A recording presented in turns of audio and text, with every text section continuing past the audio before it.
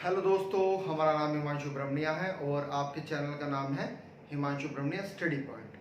तो जैसे आपको पता है कि हम अंतरिम सरकार भी पढ़ चुके हैं, माउंट बेटन योजना भी पढ़ चुके हैं। आज हम क्या पढ़ेंगे? संविधान का निर्माण और उसमें कितना समय लगा है और उसमें कितना खर्च हुआ है ना, पैसा कितना खर्च हुआ है और उसकी जो महत्वपूर्ण समितियां हैं आज उनके बारे में चर्चा करते हैं, है ना। क्योंकि प्रश्न यहां से भी बनता है, प्रश्न यहां से भी बार बार परीक्षाओं में बनते हैं। तो आइएगा एक नजर इन पर भी डाल लेते हैं। उसके बाद जितना भी संविधान का स्रोत है ना, एक वीडियो संविधान के स्रोत से रहेंगी, क्योंकि वहां से भी प्रश्न आपके लगातार बनते रहे हैं और बनते रहेंगे। ठीक है, क्लियर है? पॉइंट आ रही है बात समझ में? तो अब स्टार्ट करते हैं। जो नए व्यूवर्स हैं, जिन्होंने हमारे चैनल को सब्सक्राइब नहीं किया है, वो हमारे चैनल को सब्सक्राइब कर ले और बेल आइकन ऑन कर लीजिएगा। और आपको पता है ये क्लासेस हमारी गीतांजलि क्लासेस के लिए है ना। तो बच्चों को ज्यादा से ज्यादा शेयर करें, उनको बोलें कि वह गीतांजलि एप्लीकेशन डाउनलोड कर सकते हैं और मैथ्स की और इंग्लिश की क्लास भी ले सकते हैं। क्लियर है पॉइंट? आइए स्टार्ट करते हैं। देखिएगा, अगर हम बात करें, ठीक है ना, अगर हम बात करें, क्रम से करते हैं, बिल्कुल ध्यान से समझिएगा, क्रम से चलेंगे, है ना, चलेगा। देखिए होता क्या है वास्तव में कि 9 दिसंबर को, कब? 9 दिसंबर 1946 को क्या होती है? प्रथम बैठक होती है। क्या होती है? प्रथम बैठक होती है संविधान सभा की। और ये प्रथम बैठक जो होती है वास्तव में 9 दिसंबर 1946 को, ये कहां पर होती है? दिल्ली में होती है। कहां पर होती है? दिल्ली में। पॉइंट क्लियर है? दिल्ली में भी कहां होती है? बिल्कुल ध्यान से समझना है, ये भी फैक्ट पूछे जाते हैं। जो आपका संसद भवन का जो कक्ष था, अब उस कक्ष का नाम आपसे पूछ लिया जाता है, उस कक्ष का नाम आपसे पूछ लिया जाता है, उसी कक्ष को हम क्या कहते हैं? केंद्रीय कक्ष कहते हैं, है ना। क्या कहते हैं? केंद्रीय कक्ष कहते हैं। पॉइंट क्लियर है? बहुत इंपॉर्टेंट फैक्ट है। पूछा जाता है कि जो 9 दिसंबर को संविधान सभा की प्रथम बैठक होती है ना, 9 दिसंबर 1946 को जो प्रथम बैठक होती है संविधान सभा की नई दिल्ली में, संसद में, है ना, तो जिस कक्ष में वह बैठक होती है उसे अब किस नाम से जाना जाता है? तो उसे केंद्रीय कक्ष के नाम से जाना जाता है। पॉइंट क्लियर है? आइएगा, अब इसकी जो बैठक हुई, वास्तव में वह बैठक किसने की थी? तो बैठक की अध्यक्षता डॉक्टर सच्चिदानंद, किसने? डॉक्टर सच्चिदानंद साहब ने की थी, है ना। आ रही है बात समझ में? क्लियर है पॉइंट? सिन्हा साहब ने की थी। हुआ क्या, वास्तव में कोई अध्यक्षता तो उस समय नहीं हो पाई। क्यों नहीं हो पाई? कि भैया तुरंत प्रथम मीटिंग को बुलाया गया संविधान सभा की। जब तुरंत बुलाया गया तो होता क्या है कि जो वरिष्ठ नेता होते हैं या वरिष्ठ व्यक्ति होते हैं, उन्हें क्या कर दिया जाता है? अध्यक्षता दे दी जाती है कि इस सभा की अध्यक्षता आप करिएगा, इस बैठक की अध्यक्षता आप करिएगा। तो उस समय सबसे वरिष्ठ जो थे वह सच्चिदानंद सिन्हा साहब थे। तो उन्हें ही क्या बना दिया गया? प्रथम संविधान सभा का अस्थायी सदस्य, अध्यक्ष बना दिया गया। ये बहुत ही इंपॉर्टेंट है, क्योंकि इनको क्या बना दिया गया? अस्थायी अध्यक्ष बनाया गया। क्या बनाया गया? अस्थायी अध्यक्ष बनाया गया, क्योंकि ये क्या थे? सबसे वरिष्ठ थे। ठीक है, यही पर ही प्रश्न दूसरा जो बनता है, ये तो आपके क्या बने भाई? अस्थायी अध्यक्ष बन गए। और उपाध्यक्ष किसको बनाया गया था? उपाध्यक्ष किसको बनाया गया था? तो लिख लीजिएगा, एच.सी. मुखर्जी को क्या बनाया गया? उपाध्यक्ष बनाया गया। ठीक है, अध्यक्ष किसको बनाया गया? अस्थायी सच्चिदानंद सिन्हा साहब को बनाया गया, जबकि उपाध्यक्ष किसको बनाया गया? एच.जी. मुखर्जी को बनाया गया। क्लियर है पॉइंट? अब होता क्या है कि 2 दिन बाद, 9 दिसंबर के 2 दिन बाद कौन सी डेट आती है? 11 दिसंबर। 11 दिसंबर 1946 को क्या होता है? सेकंड बैठक होती है, अर्थात द्वितीय बैठक होती है। जब द्वितीय बैठक होती है तो अब किया जाता है, वास्तव में अब सर्वसम्मति से, बिल्कुल ध्यान समझिएगा, सर्वसम्मति से किनको अध्यक्ष बनाया जाता है? संविधान सभा का, बहुत ही इंपॉर्टेंट है, डॉक्टर राजेंद्र प्रसाद जी को क्या बनाया गया? अध्यक्ष बनाया गया। क्या बनाया गया? अध्यक्ष बनाया गया। पॉइंट क्लियर है? आ रही है बात समझ में? तो प्रश्न कैसे बनता है अस्थायी अध्यक्ष कौन हो गए? डॉक्टर सच्चिदानंद। जबकि स्थायी सदस्य कौन बने? स्थायी सदस्य डॉक्टर राजेंद्र प्रसाद जी बनते हैं। पॉइंट क्लियर है? आ रही है बात समझ में? अब इसी सभा में एक सलाहकार और बने थे, उनका भी प्रश्न पूछा जाता है कि संवैधानिक, बहुत इंपॉर्टेंट है, संवैधानिक सलाहकार, संवैधानिक सलाहकार कौन बनते हैं? तो वी.एन. राव साहब क्या बनते हैं? संवैधानिक सलाहकार बनते हैं। कब? डेट याद रखिएगा, दूसरी बैठक किसकी? संविधान सभा की। कब? 2 दिन बाद, यानी कि 11 दिसंबर 1946 को। अब होता क्या है, 2 दिन बाद तीसरी बैठक होती है, अर्थात 13 दिसंबर 1946 को क्या होता है? तीसरी बैठक होती है संविधान सभा की। कौन सी? तीसरी, थर्ड, है ना, तीसरी संविधान सभा की बैठक होती है। तो अब इसमें क्या किया गया? बहुत ही इंपॉर्टेंट फैक्ट है, बिल्कुल ध्यान से समझिएगा। इसी में ही नेहरू जी ने, पंडित जवाहरलाल नेहरू जी ने क्या किया? नेहरू द्वारा क्या किया गया? बहुत इंपॉर्टेंट है, प्रस्तुत उद्देश्य यानी कि प्रस्तावना जो है, प्रस्ताव के साथ में सभा अर्थात बैठक आरंभ होती है। पॉइंट क्लियर है? आ रही है बात समझ में? यानी कि 13 दिसंबर 1946 को जो तीसरी बैठक होती है, वास्तव में नेहरू जी द्वारा, यानी कि पंडित जवाहरलाल नेहरू जी द्वारा प्रस्तुत उद्देश्य प्रस्ताव के साथ ये बैठक क्या होती है? प्रारंभ होती है। जबकि बिल्कुल ध्यान समझिएगा, बहुत इंपॉर्टेंट है, ये डेट हम इसलिए लिख रहे हैं, पूछी जाती है, 12 जनवरी 1947, 12 जनवरी 1947 को क्या मिलती है? इसको स्वीकृति मिलती है। क्या मिलती है? स्वीकृति मिलती है। किसको? उद्देशिका को। किसको? उद्देशिका को, प्रस्तावना को। पॉइंट क्लियर है? आ रही है बात समझ में? चलेगा, आगे चलते हैं। अब होता क्या है वास्तव में, अब कुछ समितियां बनाई जाती हैं। क्या बनाई जाती हैं? कुछ समितियां बनाई जाती हैं। पॉइंट क्लियर है? आ रही है बात समझ में? तो समितियों से भी प्रश्न आपके पूछे जाते हैं, महत्वपूर्ण है ना। समितियों से भी क्या होता है? आपका प्रश्न बनता है। तो होता क्या है वास्तव में, अब यहां पर समितियों का गठन किया गया। प्रश्न ये पूछा जाएगा कि भैया ये बताइएगा कि कितने वर्गों में किया गया।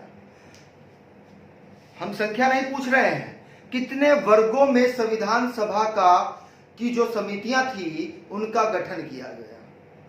बहुत ही इंपॉर्टेंट है।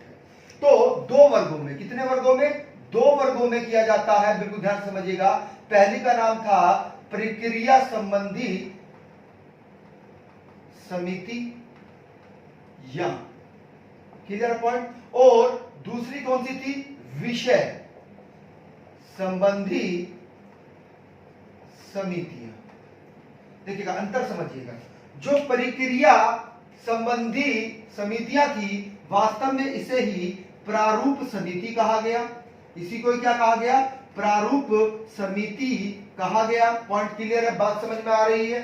ठीक है, क्लियर है पॉइंट? इसे ही क्या कहा गया? प्रारूप समिति कहा गया। अब समझिएगा कि जो प्रारूप समिति थी, है ना, चलो यहां पर बना देते हैं, आइएगा देखिएगा। जो प्रारूप समिति थी, तो इसमें जो विषय थे, यानी कि इसके अंतर्गत कौन सी समितियां आती थी?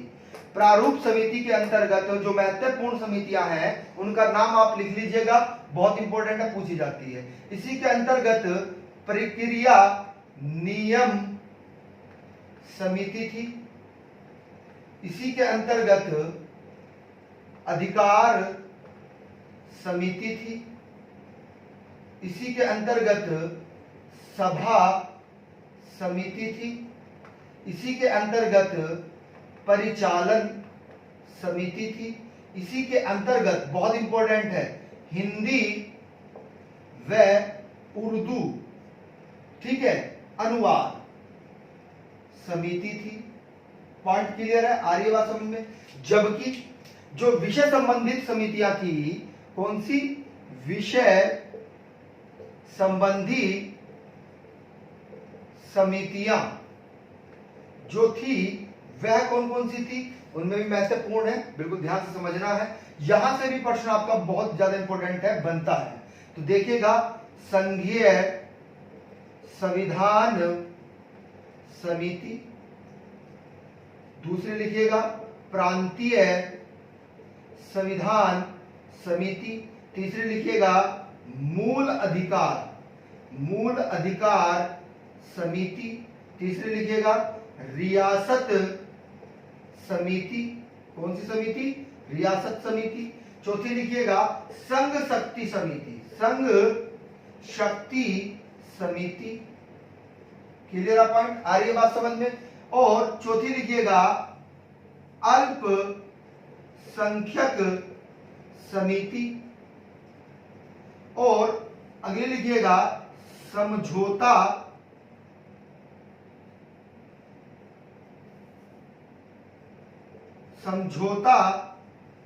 समिति।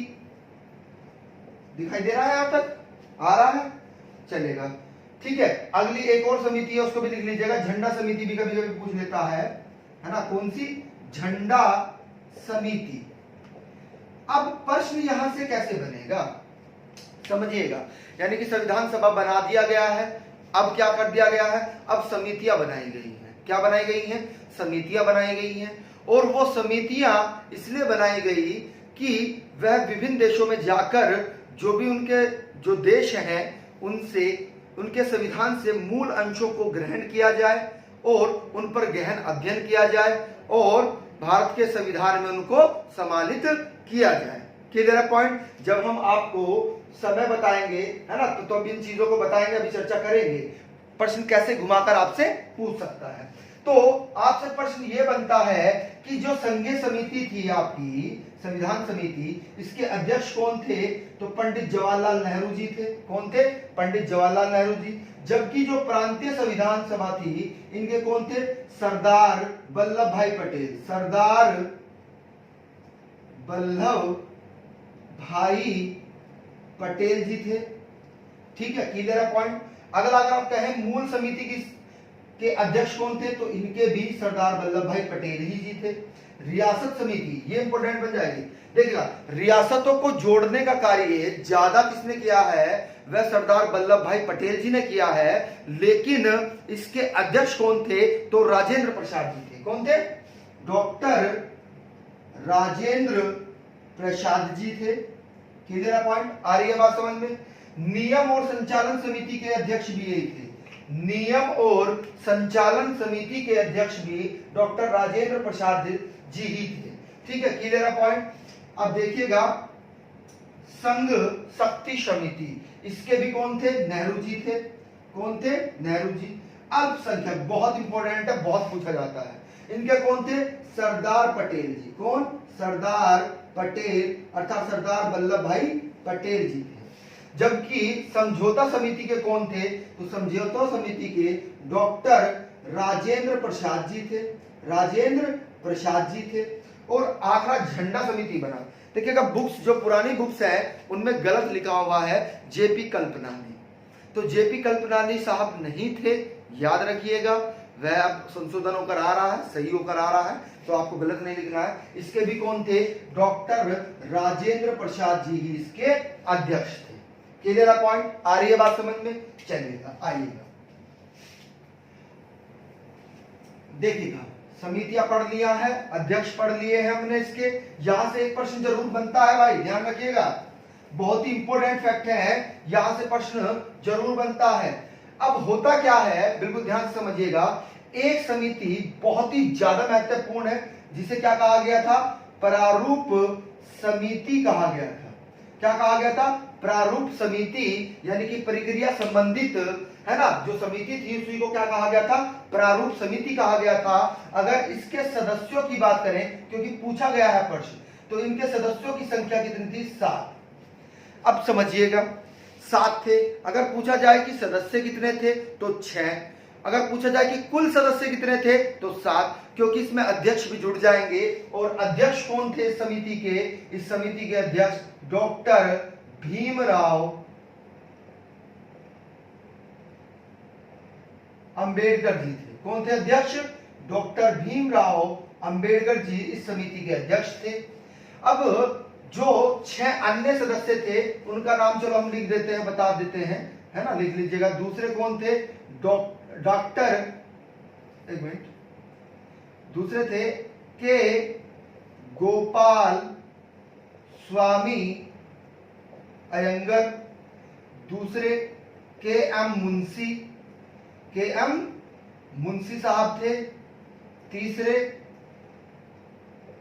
अलादी कृष्ण स्वामी अय्यर, ठीक है, और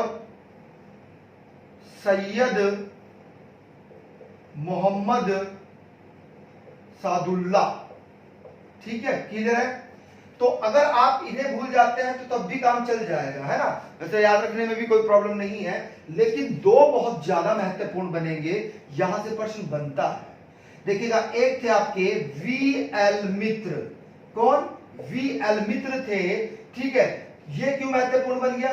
क्योंकि इनको हटा दिया गया था, इनको क्या कर दिया गया था? हटा दिया गया था, और इनके स्थान पर किनको रखा गया था? इनके स्थान पर ही एन माधव राव जी को रखा गया था। पॉइंट क्लियर है, इसलिए महत्वपूर्ण बनेंगे। अगर हम 7वें सदस्य की बात करें कि 7वें सदस्य कौन थे, तो ये भी महत्वपूर्ण है, नाम लिख लीजिएगा, doctor P Khetan. Doctor P Khetan थे। अब होता क्या है, इनकी अचानक मृत्यु हो जाती है।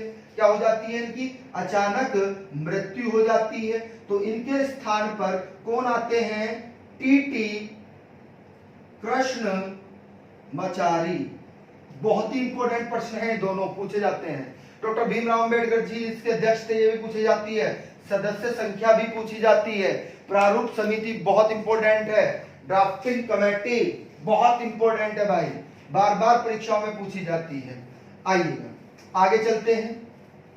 अब होता क्या है, वास्तव में बिल्कुल ध्यान समझना है कि संविधान सभा के निर्माण के लिए, बिल्कुल ध्यान समझिएगा, संविधान सभा ने निर्माण के लिए बनाना है आपको भी ऐसे ही। क्या किया भाई? बनाने के लिए परामर्श समिति ने जो सर्वप्रथम, ये याद रखिएगा बस, सर्वप्रथम क्या की भाई? बैठक की थी। वह सर्वप्रथम जो बैठक थी वह कब हुई? वह 17 मार्च 1947 को होती है। को क्या किया इन्होंने? जो केंद्रीय और प्रांतीय, केंद्रीय व प्रांतीय, है ना, विधानमंडल, अर्थात केंद्रीय और विधानमंडल के जो सदस्य थे, सदस्यों को संविधान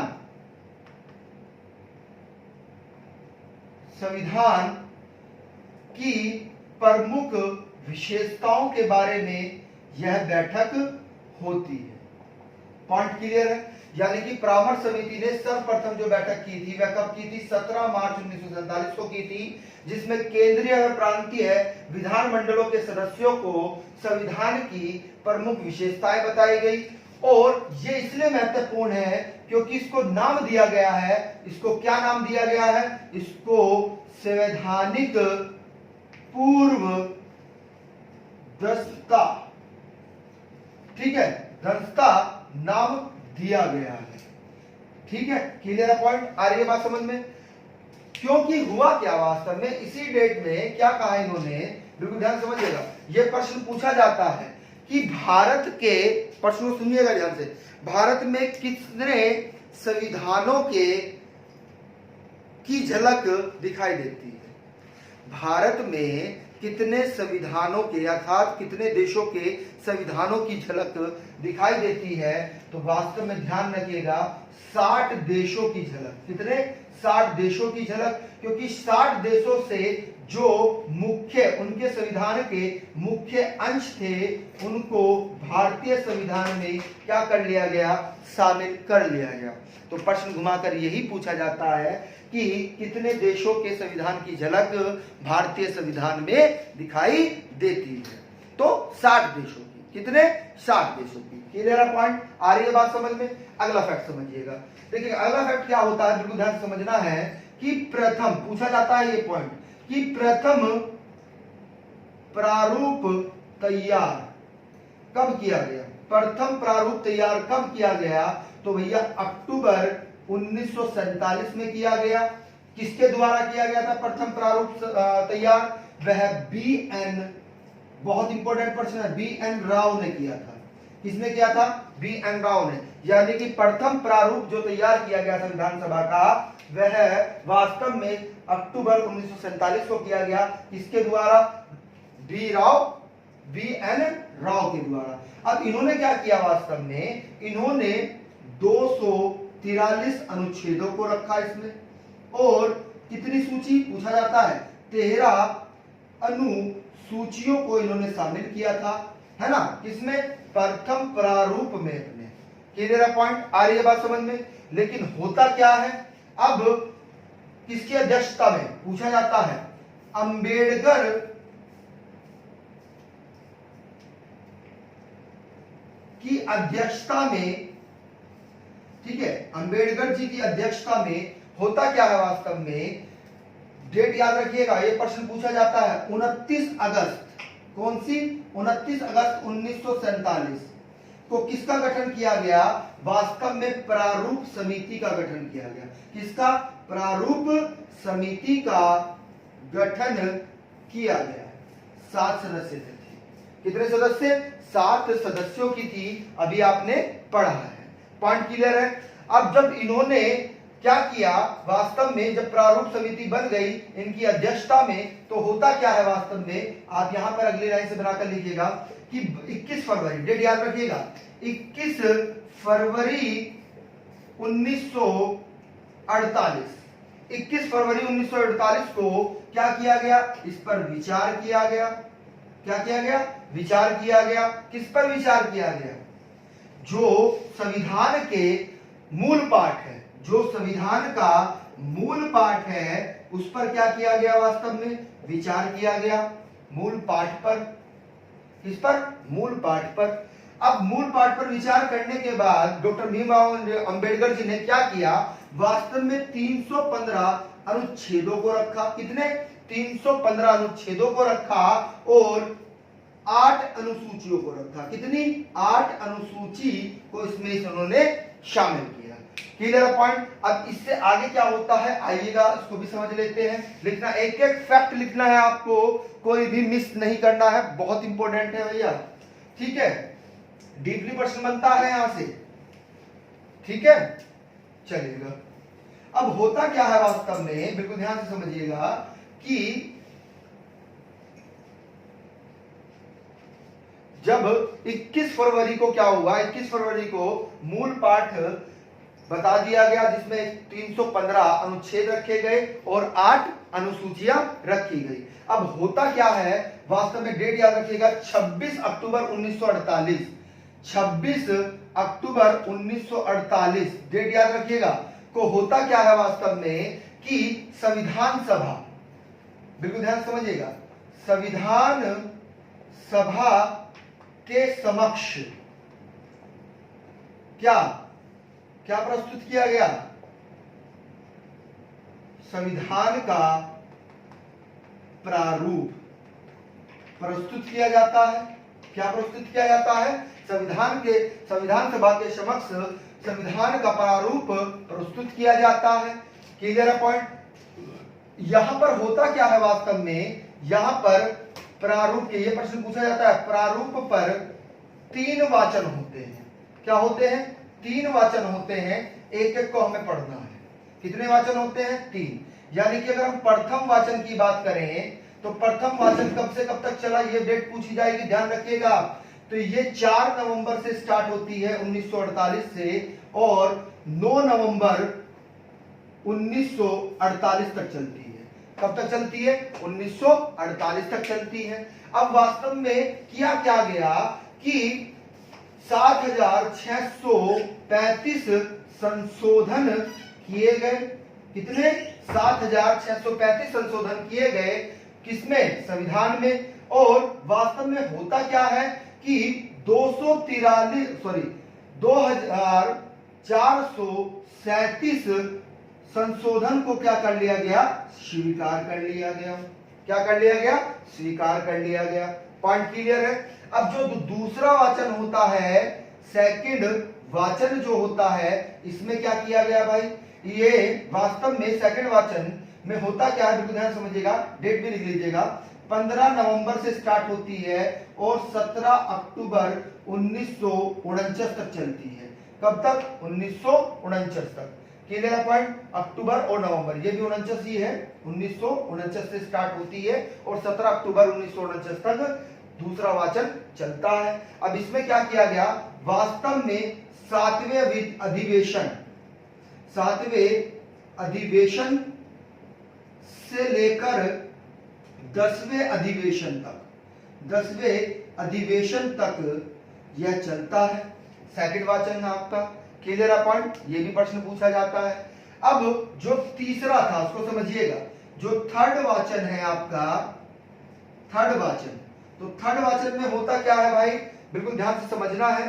थर्ड वाचन जो चलता है वह 14 से स्टार्ट होता है, 14 नवंबर से स्टार्ट होता है और 26 नवंबर 1949 तक चला।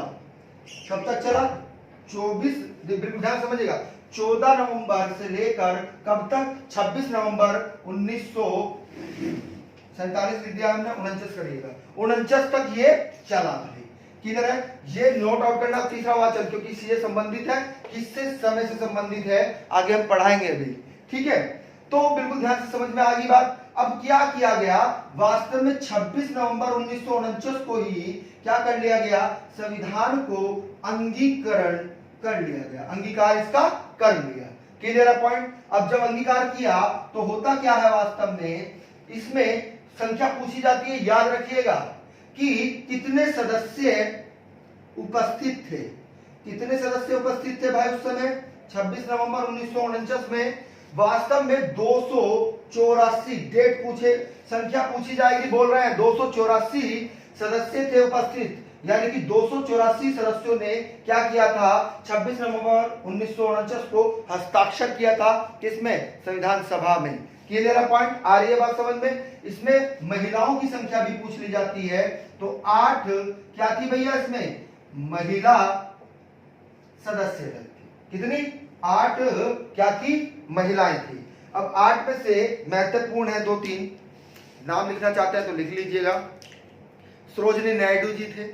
कौन सी, सरोजिनी नायडू जी। हंसा मेहता जी थी। कौन सी, हंसा मेहता जी, सरोजिनी नायडू। और देशमुख जी थी। कौन सी, देशमुख जी। पूरा नाम बताइएगा आप। ठीक है, आइएगा आगे चलते हैं, देखिएगा। अब होता क्या है वास्तव में, अब 26 नवंबर 1949 को, 26 नवंबर 1949 को होता क्या है, देखिएगा, लिखिएगा यहां पर, 26 नवंबर 1949 को होता क्या है, वास्तव में 395 अनुच्छेद, कितने, 395 अनुच्छेद और 8 अनुसूची, कितनी, 8 अनुसूची और भाग कितने भाई, 22 भाग संविधान में शामिल कर लिए जाते हैं, कर लिए जाते हैं। और यही वास्तव में संविधान सभा की क्या होती है, अंतिम बैठक होती है।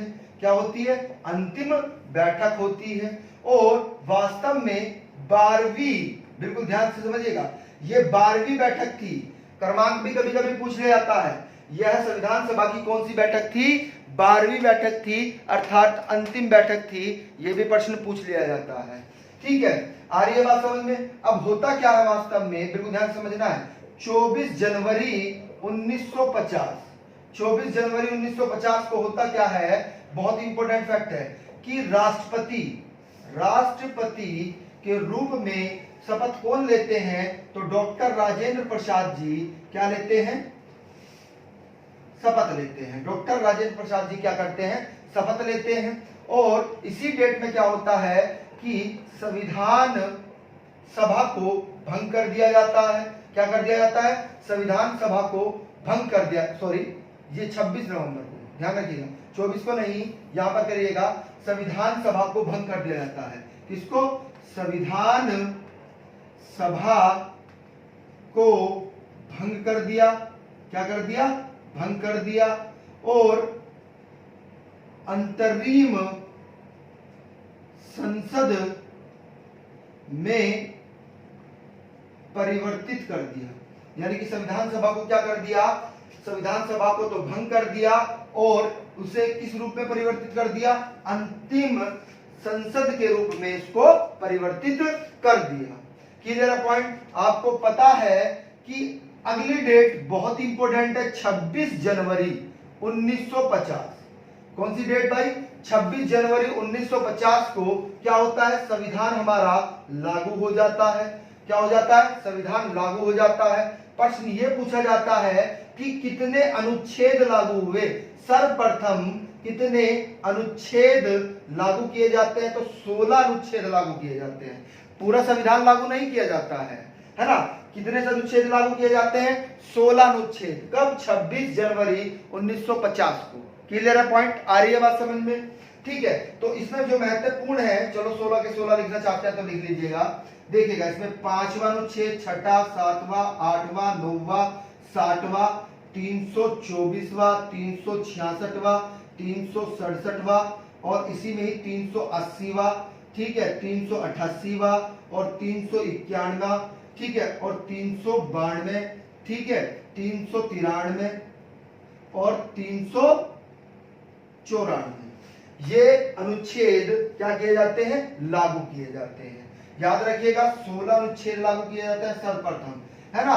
और ज्यादा डीपली पूछेगा तो इनमें से कोई उठाकर दे देगा, 4 में से 3 दे देगा और चौथा कोई अलग दे देगा। आपको कंफ्यूज नहीं होना है। देखिएगा, 300 की सीरीज के सबसे ज्यादा है ना? 300 की सीरीज के सबसे ज्यादा है। Clear point? आ रही है बात समझ में? अब होता क्या है, बिल्कुल ध्यान से समझिएगा। ये तो लागू हुआ, प्रश्न एक और बनता है, पूछा जाता है कि अंगीकार कब किया गया संविधान का?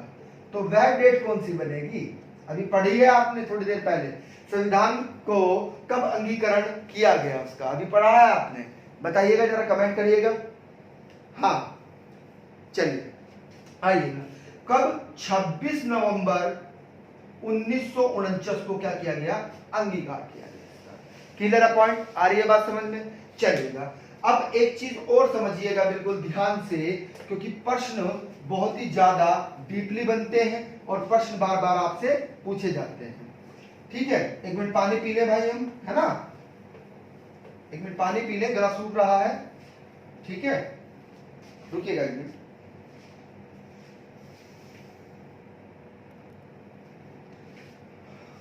हाँ आइएगा, हेडिंग डाल लीजिएगा समय। हेडिंग डालेगा समय। समय कितना लगा? अभी आपने पढ़ा कि अंतिम बैठक कब से कब तक चली भाई हमारी, यानी कि जो हमारा थर्ड वाचन था वह कब से कब तक चला? तो वह 14 नवंबर से स्टार्ट होता है ना? किससे? 14 नवंबर से स्टार्ट होता है। समझिएगा, आपसे अगर समय की बात करें, बिल्कुल ध्यान समझिएगा, रटना नहीं है, चीजों को समझना है। प्रथम बैठक कब हुई थी? 9 नवंबर।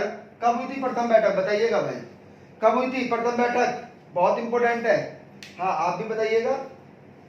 बिल्कुल, हाँ 9 दिसंबर 1946।